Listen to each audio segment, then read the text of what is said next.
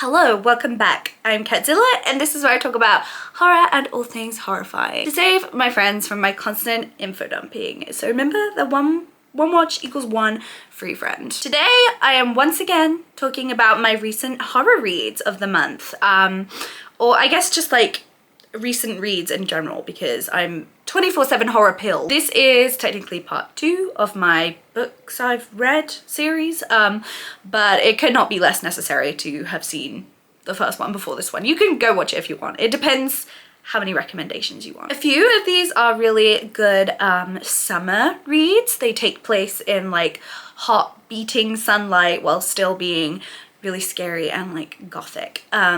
So this video could be a good summer watch, could be the song of the summer, if you will. This video will, as usual, be like a medium spoiler free.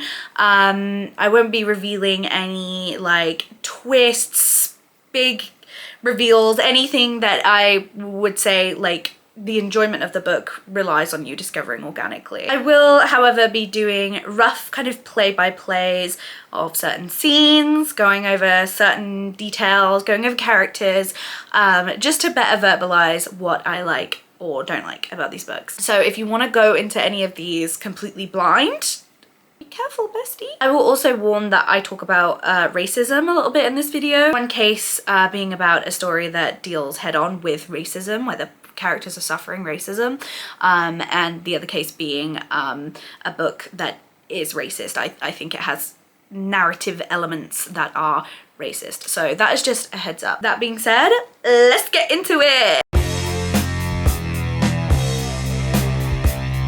So the first book I read last month was The Elementals, 1981, by Michael McDowell. He's the guy who wrote Beetlejuice. This is one I went into kind of randomly, very much on a whim, which may come as a surprise to some people because I gather this is like a pretty oft recommended book online. It's kind of like a horror lit subreddit staple. It just popped up on my Audible suggestions and the plot summary really intrigued me. So yeah, that's how I found it. Thank you, algorithm. This is very much a classic Southern Gothic novel, and that was the immediate pull for me. Southern Gothic really just scratches a little itch. It's about two interconnected close families living in Alabama, the McCraes and the Savages. From the McCraes we follow Big Barbara, her grown-up children Lee and Luca, and Luca's like 13-year-old, I think, daughter India. And then from the Savages we meet Dauphin, who is soon going to be marrying Lee McCrae, and also Marion Savage, whose death and funeral kind of really kicks off the events of the story. There's also Odessa, the Savage's live-in servant, that she plays a pretty big role as well. After Marion's funeral, the two families decide to take a little vacation together. They decide to go hang out for the summer in their two neighboring holiday homes in Belldam, Alabama. Belldam is practically a desert island. It is in the buttfuck of nowhere off the Gulf Coast, a really hefty drive from any shops, any civilization. All it consists of is sand, water, and their two beautiful traditional Victorian holiday homes. Well, and of course, the third evil haunted house of doom. Yeah, there is a third house at Belldam, which the families all collectively ignore. It's never been inhabited and it's currently uninhabitable because there is a sand dune creeping up one of the walls and kind of swallowing the house whole. We're not told too much about that third house. Luca explains to India that he was terrified of the house as a kid, and most of the McCraes and Savages are, but he kind of tries to brush off any genuine spookiness about it as bullshit. We do soon learn, however, that it is indeed not bullshit. Whether the house itself is a kind of malevolent force, an entity in its own right, or there are creepy, crawly, ghosty ghoulies waiting inside, ready to strike, I will let you discover for yourself. But it is not to be fucked with. That third house is not fun. I found this book actually genuinely very frightening. The one empty sandy house just sitting in this deserted space with the characters willfully ignored but very much there looming over everything. It's such an oppressive energy. There's so much menace to it, even in the simplest of like scare scenes. For example, just the classic of where characters are laying awake at night in their beds and they can hear something moving in that empty house. One of the first kind of like anecdotes we hear about the house is that years and years ago, everyone staying in one of the non-evil houses saw a large woman in a long flouncy dress kind of creeping and crawling over the ceiling, the roof, sorry, of the third house out of the window. It was in the middle of the night and she disappeared without a trace before anyone could like go out there and be like, who are you? That is so deeply unsettling to me. It's so surreal and subtle. It's very simple. The creatures, the like spooky entities we meet later in the book are all very original and very fucking strange. There's like a giant bulgy face fucked up baby wearing a bunch of rings that sometimes appears in the third house, or there's like Luca has a childhood memory of seeing these men all in flowery matching suits with no legs. I think they had no legs, but they were all wearing their little suits and crawling across the sandy floor of the third house. McDowell kind of plays with the sand itself a lot in his descriptions, often making sand come out of entities like mouths and eyes, which is just awful to imagine. He also like covers the characters sometimes in like irremovable sand. They all just like constantly have itchy sand all over them that they can never really shower off after having experiences. The heat is also a big part of the horror here. It's the middle of the summer in Alabama and these houses are not air conditioned. The oppressive, suffocating heat throughout this story that just permeates it quite literally makes you feel like you were in hell while reading this. And I did read it in the UK heatwave, most commonly known as actual real hell, so it's perfectly immersive. I did have plenty of issues with this book though, not in terms of atmosphere or plot or anything. I know a few people think like the plot is kind of dumb, but I didn't think that at all. But mostly in the characters were where the issues lied for me. I like following a dysfunctional upper class southern family all bitching at each other throughout, but Michael McDowell certainly makes some choices with them. For example, the characters of Luca and India, their father-daughter relationship is so bizarre and like straight up concerning. I think the intention here was for them to be very sort of unorthodox, kind of quirky. India is uber independent. She drinks, she swears, she speaks her mind, all at age 13.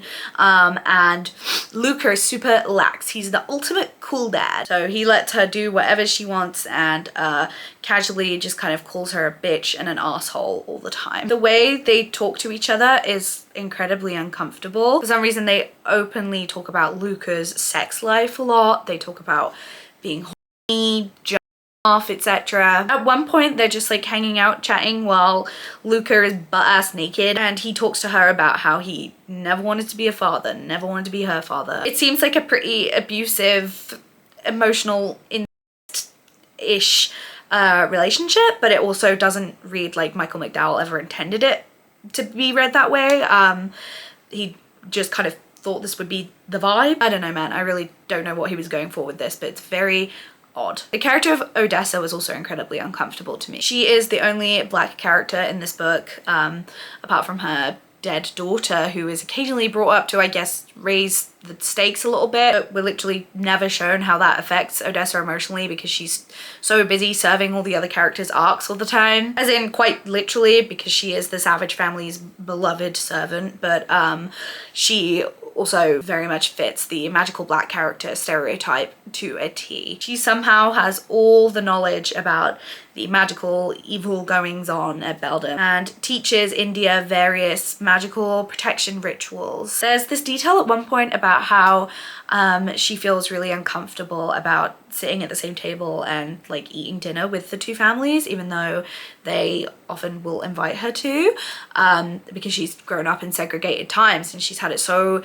drilled into her that she is inferior to them. And that really could have been like an interesting character beat. We could have properly explored how she feels about her role and how the way she's been treated throughout her life has like rattled her. But the absolute zero development she gets in this book just kind of gives it all a really sour taste. Right until the very end of her plot line, every single thing she does, everything that motivates her is purely just protecting the Savages and the McCraes over herself. Not to mention the obvious of Michael McDowell constantly referring to her throughout this book as the black woman and shoehorning in the word black as a descriptor for every freaking move she makes. So yes, the Elementals really hit the spot for me in a lot of ways. It really gave me those big scares, those big shivers that I'm always kind of chasing after, but then in other ways had a bunch of problems that in a way that just pissed me off. So in total, I'm gonna rank this around 7.5, I think is what I feel good about. 7.5 out of 10 for you, Elementals, the movie. Next up is The Reformatory by Tananarive Due, published in 2023. This is a highly recommended book and God, it deserves all of that praise and more. I think only when every single person on the face of this planet has read The Reformatory and given it a 5 stars on like Goodreads or fucking whatever, will it finally have the just praise it deserves. And also that would just be a great idea generally. I think everyone could get something out of reading this book. I can safely say this novel changed my life. It rewired my fucking heart. I was open-mouthed sobbing out in the open at work. At freaking work when I finished this book. I was very excited about reading it right off the bat because I had encountered some of Due's stuff in the scholarly realm back when I studied film at uni, all the way back then in the olden days. The Reformatory follows the story of two siblings, Gloria and Robbie Stevens, 16 and 12 respectively, I believe. And they are two black kids growing up in 1950s Florida, namely in the fictional town of Gracetown, where not so fictional Jim Crow era atrocities are constantly going down. The story is set into motion when Robbie gets into a scuffle with a white boy, namely a white boy from a very well-to-do kind of locally famous family, and so is sentenced to 6 months at the Gracetown School for Boys, a reformatory. If you're not sure what a reformatory is, it's really barely a school. It's kind of more of like a juvenile detention center. It's where naughty kids are sent to be straightened out via manual labor and liberal punishments and general dehumanization. Of course, in 1950, the place is segregated as well, and Robbie is just put through absolute hell there. It's more or less based on the real life Doja School for Boys, where Tananarive Due's great uncle, actually named Robert Stevens, was sent, and where he died at only age 15. If all of that wasn't terrifying enough, Robbie soon starts seeing things when he gets to the reformatory. He's always kind of had a sixth sense. For example, he's believed for a while that he can sense his and Gloria's dead mother coming to visit him, like her spirit. But at the reformatory, he has full-on vivid encounters with haints, which is a type of ghost from like southern US folklore. He sees boys who have died in horrific ways there over the years, specifically a bunch of boys who died in this really big fire at the school from a few years ago. He can even feel horrible burning sensations on his skin from it. He gets such brilliantly eerie descriptions of them all. For example, this one sad little haint that just floats around the ceiling of the infirmary, or a silent kind of, we think, harmless haint who wanders around the kitchen with a knife sticking out of his back. Due also plays a little bit with the kind of conflict of Robert not being able to tell if who he's talking to is a real human or a haint, because his encounters are just so frequent, so vivid. Then meanwhile, we follow a heartbroken Gloria in her fight to try and get her little brother free. There's not so much supernatural horror going on with her plotline, but in all honesty, it's kind of harder to read almost than Robbie's parts. The odds are just so incredibly stacked against her. As I said, her mother is dead. Her dad has been chased out of town by a lynch mob after having been falsely accused of raping a white woman. Only person she can really lean on as a guardian right now is her very elderly, very ailing godmother, Miss Lottie. Every single avenue Gloria goes down to try and get justice.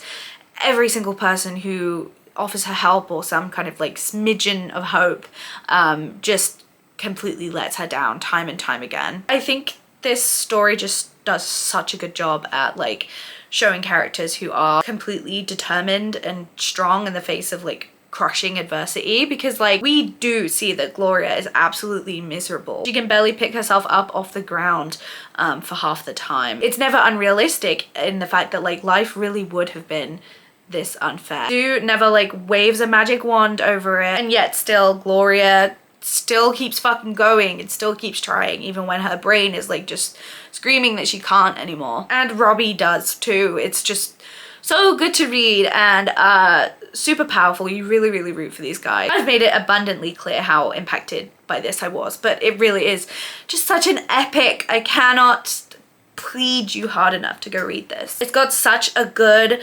masterfully spread out ensemble cast with all the different people we get to meet through switching between Robbie and Gloria's POVs. My favorite side character was absolutely Redbone, Robbie's kind of best friend at the Reformatory. I heart Redbone. It's so satisfying and exhilarating when the POVs all kind of start to link together and everyone kind of starts working as one. It all starts to blend. And although this is set against like a backdrop of such heavy sadness, such intense trauma, it really does still have such an intense sense of adventure to it. Like, it was really exciting, and the pacing was... I also like that it doesn't get bogged down in the kind of like, but nobody believes in ghosts, like plot muddly shit. Like, I love the book Salem's Lot by Stephen King, for example, that has an absolutely huge cast of characters, but we literally have to sit through every single one being painstakingly convinced that vampires could possibly be real before anyone does anything about said vampires. The Reformatory sets about its kind of like established lore about the Haints and about people's acceptance of them so well, and it still at the same time feels spooky and like there's still a sense of mystery to it. My rating? 11 out of 10. 11 out of 10. Also just a thought, but this would make an amazing TV show, I thought, with like the pacing throughout and like the time period that it's spread over. I think it would work really well as like a limited series. I would love to see. Now, in my last video, I did briefly mention that I started reading Clive Barker's Books of Blood, but seeing as it's like a big old series, I wanted to wait until I was a little bit further into it to talk about it. Well, I'm only halfway through the 3rd volume and I immediately have to talk about it. So next up is volumes 1 to 2 of Clive Barker's Books of Blood. Every book in this series is a short story anthology in its own right. The very first story in the very first volume is about a guy who gets like teeny tiny little words of thousands and thousands of stories carved all over his body by ghosts, as you do. So that kind of functions for the basis of all these tales. You get to imagine that you're reading each one in blood off of some guy's like bum cheek. If you're looking to like get into Clive Barker, this is such a perfect little showcase of what he's all about. I mean, it's what made him famous. That's what I love about short story collections in general. I feel like they're just such a perfect little shot of the author's brain in its purest form. And with horror too, horror short stories, they are often a lot scarier because they are fast-paced, quick, high concept, little boo scares, you know. It's very satisfying. The Books of Blood are your standard Barker fare, which is to say they're great. They deal with demons and perversion and fantastical imagery. Just to say, it's always kind of insane to me that these books are considered splatterpunk, and in fact are incredibly formative to the splatterpunk genre. I guess because I have the image in my head of like what splatterpunk has kind of become now, and like in my mind these stories just do not fit that description. But yeah, I guess I'd read splatterpunk if this was the splattered punk and this was the guy splattering the punk. Volume 1 is definitely still the strongest so far, like the leanest and meanest. The story Pig Blood Blues is by far my favorite. Straight up horrifying and dread-soaked little story. It follows a guy working in a borstal, which is quite similar to a reformatory actually. It's in the UK, where one of the kids there is claiming that he's being like harassed by his dead bestie's ghost, and there's also this giant mysterious pig in the on-site barn that has this incredible dark aura coming out of her. She has this kind of influence over the boys and the staff there. It's got some viscerally horrible blood and guts, gross out factor to it, but also the atmosphere is truly terrifying. I would honestly really enjoy a full-length novel with just this concept. The sort of what the fuckness of like trying to figure out what was going on and this strange suspense. It was really nice to sit in. I would have loved to sit in it for even longer. Another story I really love is called The Yattering and Jack, about like a kind of minor baby demon called the Yattering, who is tasked with haunting a guy called Jack. We read from the Yattering's point of view, watching him get more and more frustrated and try and pull off bigger and bigger haunting stunts, because Jack is seemingly the most oblivious guy on the face of the earth. Every single thing the Yattering does to him, he either doesn't notice or he just kind of brushes it off as bad luck. He just says "Que sera, sera" all the time. That's like his motto to everything. This story is so fun because it's pretty much straight comedy. There's definitely horrific elements to it. I'd say it's a horror comedy. Like the Yattering is out here exploding Jack's cats and like whispering thoughts of suicide into his ears. But it's got a very dry sense of humor. It's also quite slapstick at times. Very cool, and it really shows Clive Barker's range. These are both from volume 1, but do not get me wrong, I enjoy the hell out of volume 2 as well. The Skins of the Fathers is a banger of a volume 2 story. It takes the very classically Barkian premise of a secret, freaky looking but ultimately benevolent society of monsters who descend upon a small Arizona town to reclaim their half-human son. It's giving Cabal, it's giving Nightbreed, it's giving Barkian. Jacqueline S. Her Will and Testament is a story about a woman who attempts suicide and wakes up after having survived it with the newfound ability to manipulate other people's flesh with her mind. She straight up kills a guy by just thinking, "Be a woman," and then he gets giant boobies and fucking explodes. This is the woke agenda. There's also the story Dread, about some absolute incel uni student who is completely fixated on the emotion of dread specifically and makes it everyone else's problem. Yeah, altogether these books are so strong, so formative to the genre, so blood. These books are so blood. I think they're just such fun, all just quick, strange, crazy little reads that go down nice and easy without ever compromising on like the rich detail and thoughtfulness of them. I am gonna give what I've read so far, this front half of the Books of Blood sextology, is that what you say for a 6? I am gonna give it a 9 out of 10. The last book I read in July, just finished it, was The Only Good Indians by Stephen Graham Jones, which was published in 2020. Stephen Graham Jones is kind of like an omnipresent figure that I've always kind of been aware of. I know that he does a lot for the horror genre, and from what I've gathered is like an all-around cool guy. But this is my first time reading one of his books. I'd only really heard of his books like My Heart is a Chainsaw and I Was a Teenage Slasher, and they seemed kind of like YAE. I don't know if that's accurate. I'm also just generally not a big slasher head. I'm not the biggest slasher fan, especially in books. So I just always kind of assumed that he'd be one of those authors that I think like their whole deal going on is awesome, but their books are just not really for me. Kind of similarly to how I feel about like Grady Hendrix, the guy who wrote this stuff, if you're familiar. However, The Only Good Indians had a premise that was just too good to refuse. It tells the story of 4 men, Ricky, Lewis, Gabe, and Cassidy, who all grew up together on the Blackfeet Indian reservation of Montana. As teenagers, they snuck into a part of the reservation where only the elders from the tribe are really allowed to hunt in, or really even allowed to be in. And they shot a bunch of elk for funsies, including this one young female elk who was actually pregnant, and she really, it took a lot to kill her. She really held on for a long time, so the boys had to shoot her a whole bunch of times. I will say there is a fair bit of violence towards animals in this book, and sort of animal cruelty. That bit probably was my hardest bit to read, but in general I thought it was all written well. It all felt very earned. Like, there is multiple instances in this, multiple instances of dogs getting hurt and killed, but I really didn't struggle to read them because I'm sick and twisted and evil. No, because they're integral to the main theme of the book. It really doesn't feel like it's for shock value or anything. Basically, we see the past come back to haunt these four men, quite literally, as they all begin to be haunted by the elk spirit, referred to throughout the book as the elk head woman. I love this concept so much. Elk are such like spooky spiritual creatures, and I love to see them at the forefront of the horror. It's a really perfect way of exploring the book's like kind of central themes, which is like these characters who think they've outgrown the traditions they grew up with, but those traditions always come and find them in the end, for better or for worse. Especially for the character of Lewis, for example, who has moved off the reservation and is married to a white woman. He's pretty much the most removed from his like native Blackfeet culture, and that's very much a source of internal conflict for Lewis. The scene where the haunting all starts for him is probably my favorite in the entire novel.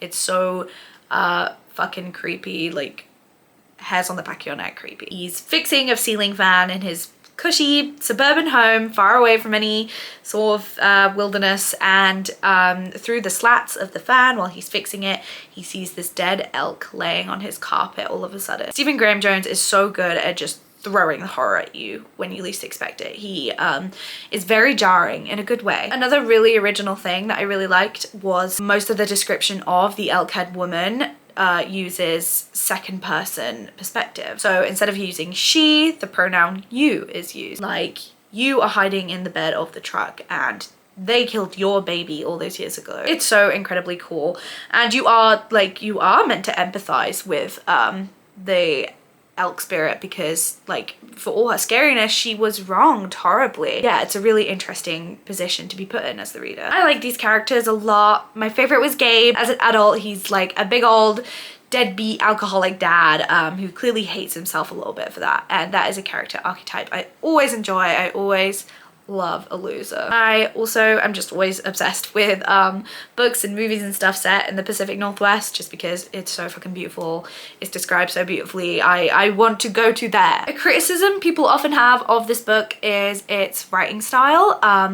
It's very kind of close to like a stream of consciousness. Lots and lots of run-on sentences with details and details just getting thrown at you. Seemingly random anecdotes cropping up often. It's all generally written as if someone is telling you a story verbally, as opposed to like something written. Stephen Graham Jones is absolutely not afraid to pause the action and start rambling at you about basketball. That's a really common one in this book. This book is very loud about its love for basketball, which is very fun. I've seen a whole bunch of people in their reviews online of this book saying that they quit reading it really early because of the style. And I do think you're probably doing yourself a disservice if by not persevering with it. There's a lot of great classic horror stuff that you're missing out on. I appreciate that it's a little bit harder to read. It's more of like a challenge, but I definitely do not think it is bad. I have read that it's also kind of like a quintessentially Native American writing style, very much in the spirit of traditional oral storytelling, which is so important to the culture and is how,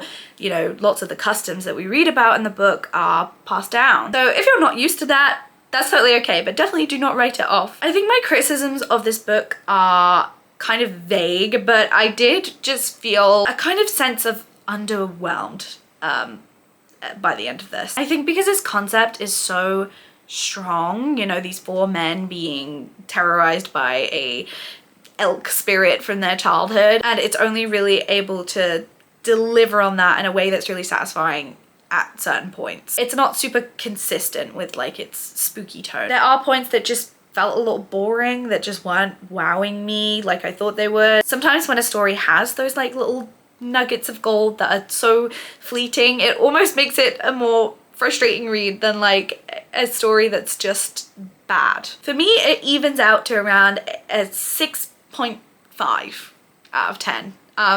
I'm sorry for all these decimals. I have never made a decision ever. So those are my last 4 reads. As I mentioned, I am kind of on the back burner reading The Books of Blood Volume 3 is like kind of a comfort read, and I'm also mainly reading right now Hex by Thomas Oldhoyvel. I'm already so excited to talk about that one. It has gripped me already. I am so heavily into it. What about you guys? What have you just finished? What's on the agenda? Do you have any recs for me based on my thoughts? I also just wanted to let you, my fellow readers, know that I'm now on Storygraph. This is me. The link is in my bio if you want to go be friends on there. Also, do feel free to follow my Letterboxd if you haven't. I love to be mutuals with you guys on there and form my little parasocial best friendships with you all. Thank you so kindly for 3,000 subscribers. I am so grateful. And a fun thing that I kind of want to start doing is at the end of each video leaving you a little clue for what the next video will be about. So get ready for this. This is your clue, okay? Ow!